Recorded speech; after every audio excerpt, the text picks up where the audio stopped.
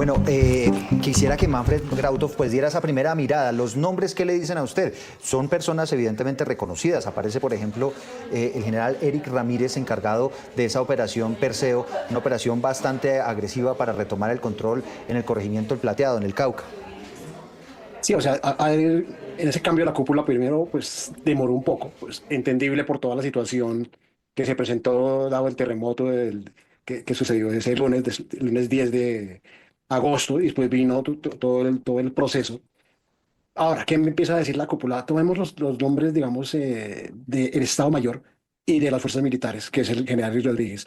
Él sale después de que hay una operación en el Meta, una carnetización, dice que es ilegal, que se está favoreciendo elecciones y demás para un cierto candidato y inmediatamente pues retirado. Lo que después se vino a comprobar, yo mismo escribí algo muy sobre el tema largamente, de cómo había ciertos territorios que tenían ese proceso. Es muy sutil y el caso es que el general Eddy pues hace eso y esto es una bofetada al gobierno anterior. Hay decisiones de un nuevo gobierno que no solo cambian nombres, cambian el rumbo de un país.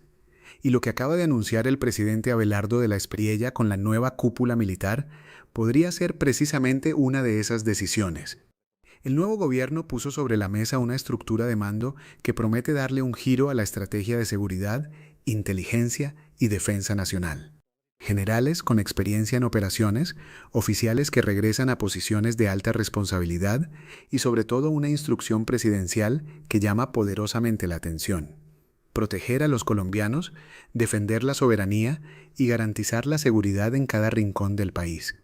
Pero aquí aparece la verdadera pregunta: ¿estamos simplemente ante un cambio de comandantes o ante el comienzo de una nueva doctrina de seguridad? Porque los expertos que analizaron estos nombramientos advierten que el desafío va mucho más allá de perseguir cabecillas.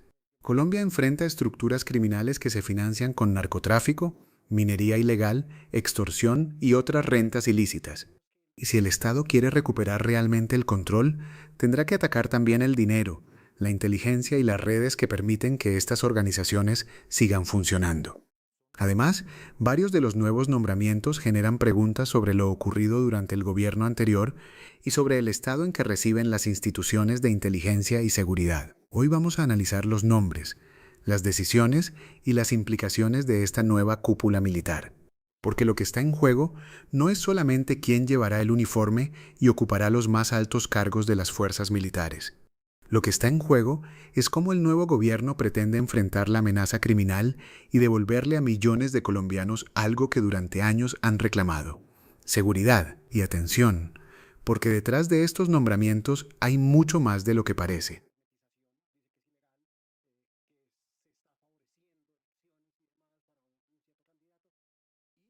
En todo su esplendor este nombramiento. El segundo, Carrasquilla, es un hombre que ha estado, los dos hablan bien inglés, porque han estado en operaciones, han estado en cursos en el exterior y Carrasquilla, digamos, ha estado en el Comando Sur, o sea, ha tenido vínculos con el Comando Sur de los Estados Unidos en el pasado, o Fuerzas Especiales, y digamos ahí para allá toda la cúpula tiene un componente fuertemente terrestre. Antes había mucho la Armada, ahora hay un componente fuertemente terrestre. Lo voy a decir otro caso que es peculiar, la Armada. La Armada sí es un comandante de lo que se llama de superficie, es decir, de buque, pero lo que sigue es infantería marina. La infantería marina son fuerzas terrestres de la Armada Nacional, pero en tierra. Entonces, es un componente terrestre lo que hay para ahí. Y, pues, digamos, este es un primer cambio muy fuerte. Y, digamos, lo de la Fuerza Aérea es bien fuerte, porque ese nombramiento va descabeza a por lo menos unos 4 o 5 generales de la Fuerza Aérea, lo que muestra que no había una confianza por parte del presidente en la oficialidad que trabajó cercano a Petro. Digamos,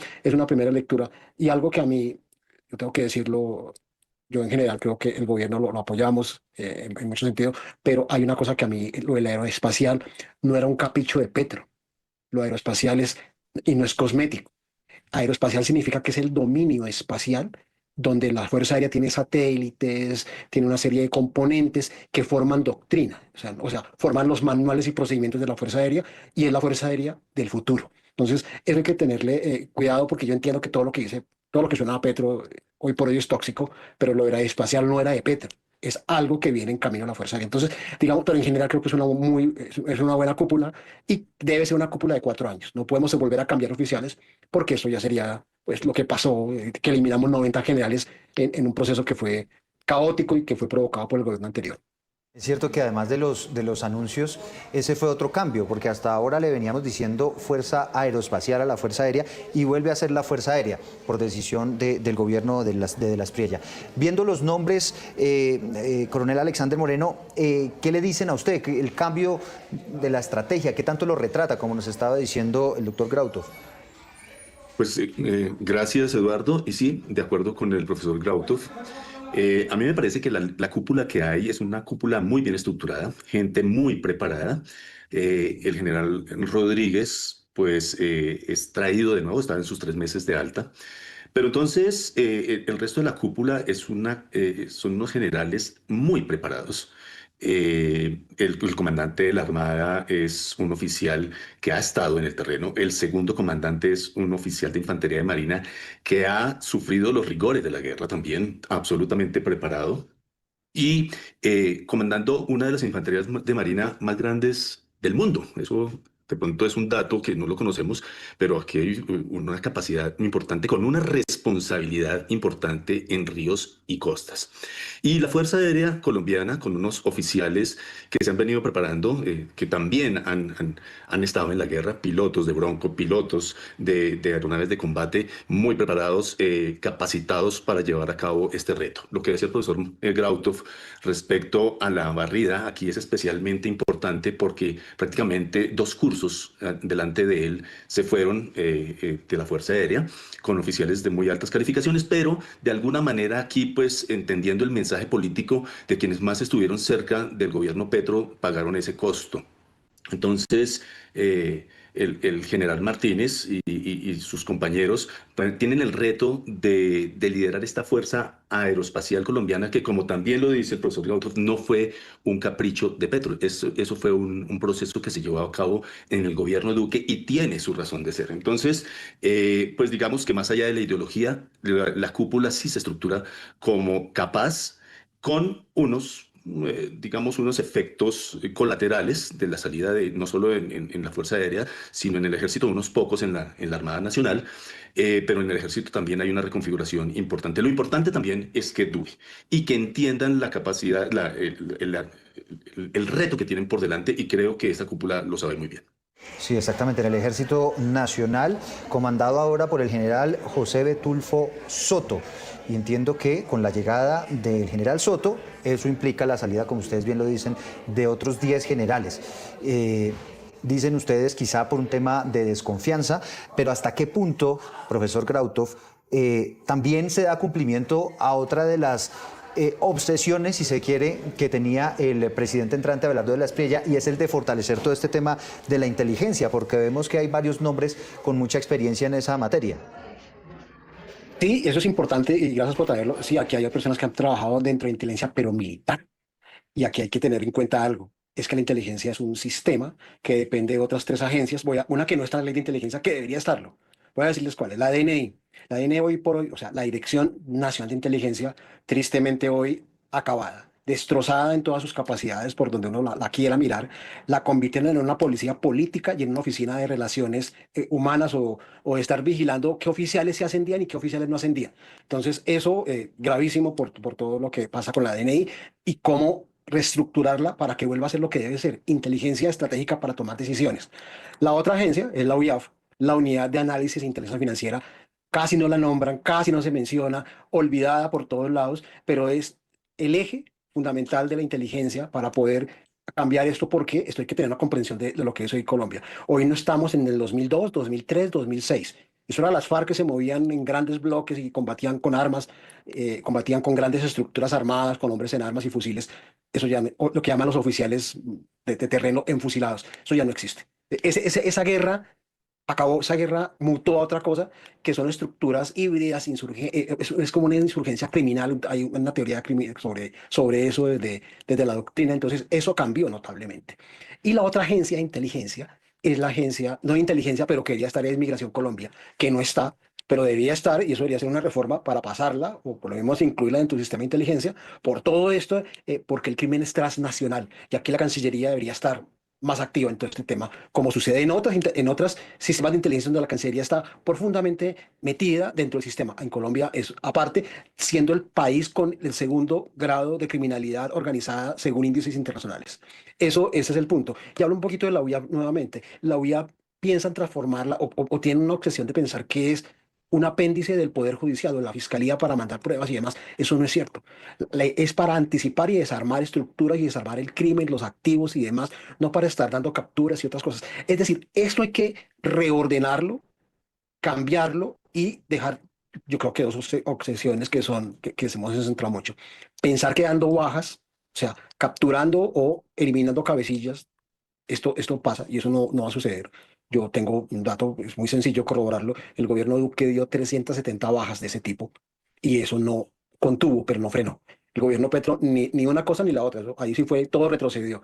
No es grave por ahí. No es que no se haga, es que hay que saber su punto medio. Y la UIA, pues, definitivamente desmantela, pues muy debilitada con una cosa. El último informe que ellos entregan, eh, el director de la UIA metido, nombrado en unas investigaciones complicadísimas de filtración al crimen organizado y a disidencias, dicen un informe que ellos entregan al final, dicen que la afectación al crimen organizado es del menos del 1% en la parte financiera. Si eso no se ataca, vamos a seguir con el problema así, fortalezcamos toda esta capacidad militar, porque la otra parte es que mientras el crimen no tenga el dinero, los recursos, eso no va a frenar. Y eso es un punto donde yo veo que hay una muy alta descoordinación pensando que es un poder judicial apéndice. Y eso traemos muy malas experiencias. Nosotros colocamos a un exfuncionario de la Fiscalía, que era Iván Velázquez, a dirigir el Ministerio de Defensa. Y ya vimos cómo pasó. Y lo hizo bien en el exterior, pero lo hizo muy mal, muy mal, no, pésimo. Es de los peores ministros de Defensa que ha habido en todos los tiempos en Colombia, con todo lo que sucedió. Entonces, esa obsesión en lo judicial y no en pensar que esto es inteligencia, anticipar, es muy grave y sobre todo no entender que esto es un sistema que está armonizado entre fuerzas militares, la misma fiscalía, la justicia, pero también la inteligencia civil, que está muy, digamos, dejada de lado y muy debilitada.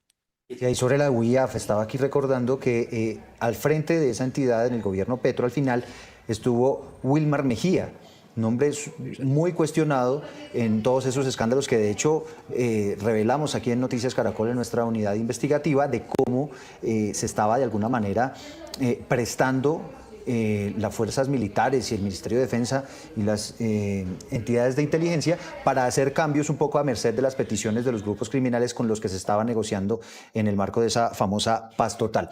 Sobre la inteligencia, que es uno de los aspectos que quiere fortalecer el gobierno Abelardo de la Espriella, Coronel Moreno, también quisiera escucharlo, viendo un poco estos nombres de la cúpula militar. Sí, muy de acuerdo con el profesor Grauto con algunas precisiones. La Dirección Nacional de Inteligencia sí está nombrada en la Ley de Inteligencia, tal vez él se refería a Migración Colombia.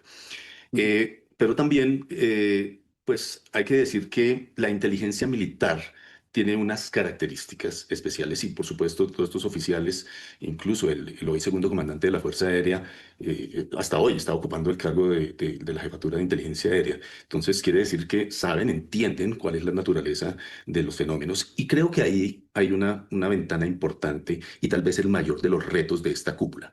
Entender quién está al otro lado, cuál es la naturaleza de la amenaza. Porque si no entendemos que esto no es un sistema, que esto no es una cosa diferente a un sistema, es una situación que se tiene que abordar desde ese punto de vista. Si lo pensamos como una organización que está propensa a la decapitación, como como las FARC, pues estamos absolutamente desorientados. Pero si la inteligencia es capaz de hacerle entender a esta cúpula y le da toda la información para saber cómo es que funciona realmente este sistema, pues lo vamos a entender como tal.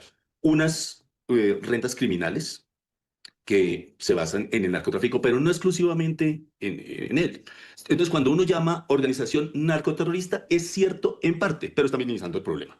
Cuando la onza de oro, que vale $4.600 hoy, y se produce, la minería ilegal produce más del 90% del oro que sale del país, pues tenemos un problema que va más allá de la financiación con narcotráfico. Entonces, ese sistema que debemos atacar, tenemos que atacarlo donde no es redundante. Sí, Es deseable reanudar las presiones aéreas, está bien, pero es donde menos retorno hay del esfuerzo que hace el Estado. Una hectárea de coca asperjada acá, pero hay otras 300.000 en otras partes. Pero el que le maneja el dinero, el que le maneja los recursos a ciertas estructuras, ese sí no es redundante. Y es ahí donde le duele la situación. Y es donde empieza a degradarse ese sistema criminal híbrido que está al otro lado. Bueno, interesante, por supuesto, esa visión. Quisiera que analizáramos, profesor Grautov, un nombre en particular. El director de la Escuela Superior de Guerra es el general Óscar Leonel Murillo. Óscar Leonel Murillo había sido retirado de las fuerzas por el gobierno Petro en el año 2025. Aparentemente había una información y surgió en el sentido de que el ELN en las mesas de negociación parece había pedido su cabeza y aparentemente también se cumplió con esa petición del ELN en las mesas de negociación. ¿Hasta qué punto estos nombres de la nueva cúpula militar podrían destapar lo que fue el manejo real en las fuerzas militares en el gobierno Petro? Pues a ver, eso es mismo que usted me acaba de mencionar, lo mismo que estábamos recordando su propia investigación que hace, se me olvidó el periodista, el director de su sala de investigación, que es el que hace toda la investigación y denuncia cómo, o destapan de cómo se filtraban nombres y prácticamente cómo se ordenaban sacar unos oficiales y parece que en esa lista cae el general Murillo. Efectivamente, ahora, lo que pasa es que toca empezar a trazar, y esto requiere literalmente, así como hubo un empalme digamos, en clave auditoría forense, pues aquí toca hacer coger el DNI, si hubo una precisión, el DNI, claro, si está en la ley de inteligencia, el que no está en la ley de inteligencia es la Migración Colombia, y coger esas tres agencias, literal, y hacerles una auditoría forense, pero de tipo de inteligencia, es decir, que requerimos literalmente, necesitamos algún tipo de asesoría externa, por dos cosas. Uno, porque la capacidad fue disminuida, y dos, por transparencia para que digan que no es que es simplemente una malquerencia de un gobierno entrante y uno saliente, sino realmente es que pasaron cosas y lo que pasó en la DNI especialmente y en la UIA es supremamente grave. Y eso toca ver qué sucedió. Y entonces ese es el punto, digamos, para mí en este momento más central, porque la cúpula y las fuerzas tienen una doctrina y tienen unos manuales y tienen, y tienen una forma de investigarse. Digamos que tienen todo un sistema y un andamiaje institucional muy sólido y si algo fue irregular, va a salir a la luz. En cambio, la DNI y la OIA es un poco más opaco el manejo por todo lo que, digamos, por la misma ley y todo, digamos, o sea, la propia contratación de ellos no hay nada que sea público, muy escaso lo que se hace público, entonces es muy difícil hacerlo. Entonces toca entrar a los bancos de datos de ellos, quien tenga acceso con lo que dice la ley de inteligencia y empezar a revisar cargo por cargo, funcionario por funcionario que está ahí, qué fue lo que pasó, más los que se fueron, directores y otros que se han ido.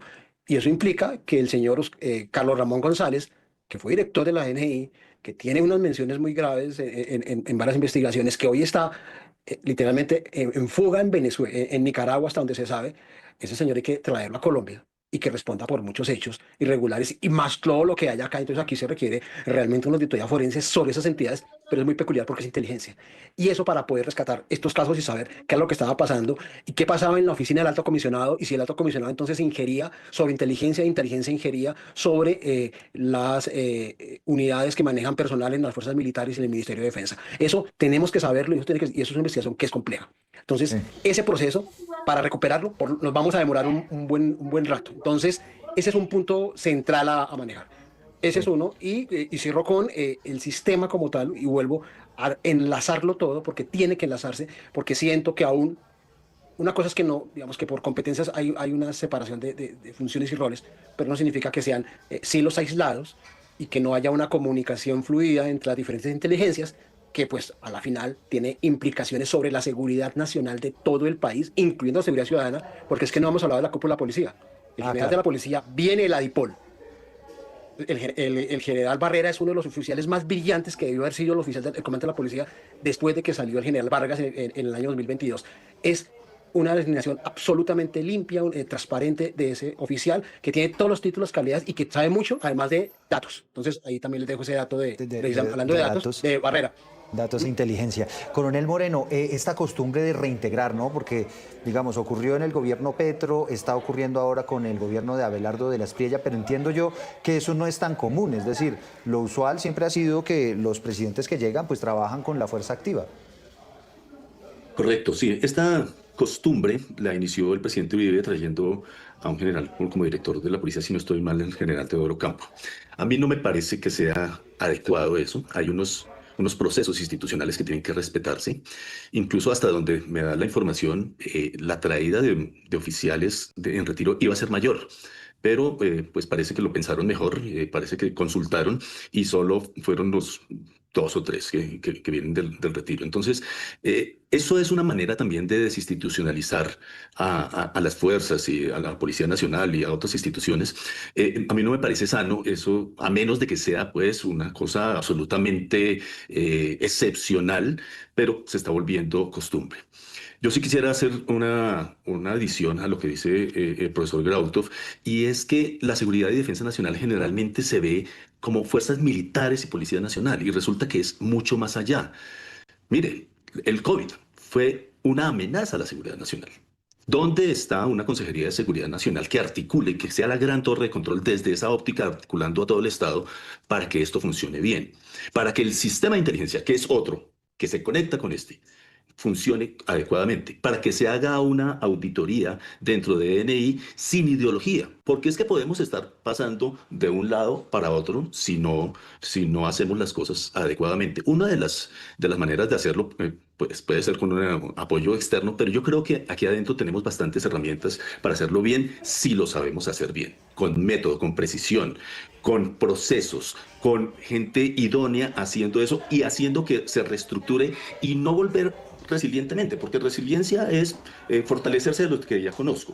No, hacernos mejores, antifrágiles, mejores desde el conocimiento de los procesos, mejorando todavía más hacia futuro y hacia las nuevas amenazas y no volver a repetir los errores del pasado. Eso es una deuda grande. UIAF está tan o más contaminada que DNI y es una agencia fundamental para la estrategia de seguridad y defensa nacional. A propósito de estrategia, ya estamos llegando aquí al final de sala de prensa, pero no quisiera irme sin antes escuchar esos objetivos que ha planteado el presidente de la Espriella sobre lo que espera de esta nueva cúpula militar, y los escucho rápidamente un comentario a cada uno sobre el tema. Bueno, a todos ellos les he dado una instrucción clara, contundente, inequívoca: proteger a los colombianos, defender nuestra soberanía y garantizar la seguridad en cada rincón de la patria. Esta nueva cúpula tendrá la responsabilidad histórica de conducir unas fuerzas militares firmes, profesionales, respetuosas de la Constitución y la ley y decididas a enfrentar todas las amenazas contra la seguridad nacional. Tendrán del presidente de la República todo el respaldo institucional. Sobre ese respaldo institucional, profesor Grautov, ¿qué es lo otro que se dice no tuvieron muchas veces los militares en el gobierno Petro? Esa percepción que le deja sobre esos objetivos del presidente de la Espriella. Brevemente, por favor. Son interesantes, pero me voy a quedar con el primero porque lo nombró y de pronto pasa muy rápido y creo que eso puede suceder. Dijo proteger a la población. Les voy a traducir esa frase, eso no es simple. Está lanzando, casi que eso es o sea, en cierta forma es medio un cambio doctrinal. Eso se llama protección a la población. Eso tiene un nombre claro en doctrina. Y protección a la población, eso implica, o sea, eso fue la primera frase que dijo. Dijo, lo va a parafrasear de alguna manera, dijo: para las fuerzas militares, escala orden es la protección a la población. Lo estoy parafraseando, no lo estoy diciendo exactamente, pero es la frase. Yo me quedo con esa frase. Eso cambia el marco doctrinal completamente de la actuación de las fuerzas militares, porque si es eso, entonces no estamos midiéndonos sobre eventos operacionales, es decir, cuántas bajas, cuántos bombardeos, cuántas capturas. No, estamos midiendo sobre proteger a la población. Eso implica caída del desplazamiento forzado, caída de la tasa de homicidios, caída la tasa de secuestros, caída la tasa de extorsión, y no cuántas capturas hice ni cuántas bajas di. Eso tiene una implicación enorme y fue la primera frase, y por eso me quedo con esa primera frase, por lo que implica doctrinalmente. Doctrinalmente es manuales, funciones y procedimientos que tienen que hacer las fuerzas militares en este momento. Coronel Moreno, ¿un cambio de doctrina? Pues yo diría que más es el cumplimiento de lo que dice la Constitución y la ley. Por supuesto, los intereses temporales los impone el presidente de la República, y esto que dice el profesor es cierto, también con una ampliación. Y es que, por ejemplo, si la población se siente segura algunos indicadores van a tender a subir. Por ejemplo, el subregistro que existe de extorsión. Entonces, no nos extrañemos que de aquí a mañana diga, hay más extorsión. No, no, no, no es que no haya más extorsión, es que la población se siente más segura al denunciar y ahí se puede generar estrategias mejores. Entonces, esa protección de la población va más allá de la seguridad y defensa nacional como la entendemos hoy, y yo creo que sí es un cambio doctrinario que hay que hacer, hay que repensar en el nuevo mundo, qué pasa en el mundo y qué pasa en Colombia y cómo ha cambiado Colombia para realmente atacar esos retos que hoy nos tienen en serios problemas en la seguridad.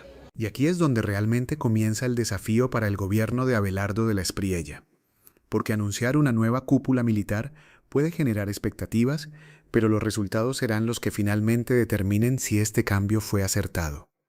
Colombia no necesita únicamente nuevos nombres en los altos mandos, necesita una estrategia clara, coordinación entre las instituciones y una inteligencia capaz de anticiparse a las amenazas. Los expertos que analizamos hoy dejaron una advertencia fundamental. El crimen organizado ya no funciona como las antiguas estructuras armadas que podían ser enfrentadas únicamente buscando a sus principales cabecillas. Hoy existen redes mucho más complejas, con ingresos provenientes del narcotráfico, la minería ilegal, la extorsión y otras economías criminales. Por eso, perseguir hombres armados sin tocar las finanzas que sostienen esas estructuras puede terminar siendo una batalla interminable. Y precisamente ahí aparece uno de los mayores retos de esta nueva cúpula: convertir la inteligencia en una verdadera herramienta para anticipar, desarticular y golpear las estructuras donde más les duele. No solamente con capturas o bajas, sino siguiendo el dinero, identificando las redes, entendiendo sus movimientos y evitando que vuelvan a reconstruirse. También queda pendiente recuperar la confianza y revisar qué ocurrió dentro de las instituciones de inteligencia durante los últimos años. Cualquier auditoría o investigación deberá hacerse con método, transparencia y sin convertir la seguridad nacional en una disputa política.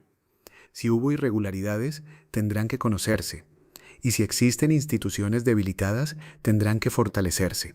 Pero quizá la frase más importante de todo este anuncio sea la que puede cambiar la manera de medir el éxito de la política de seguridad: proteger a la población. Porque una política de seguridad no debería medirse solamente por cuántos delincuentes fueron capturados o cuántos operativos se realizaron.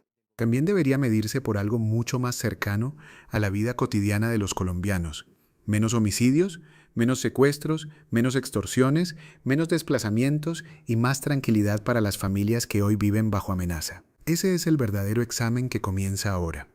La nueva cúpula militar recibe una enorme responsabilidad y también un enorme respaldo institucional, pero ese respaldo tendrá que traducirse en resultados concretos. El país necesita recuperar territorios, proteger a sus ciudadanos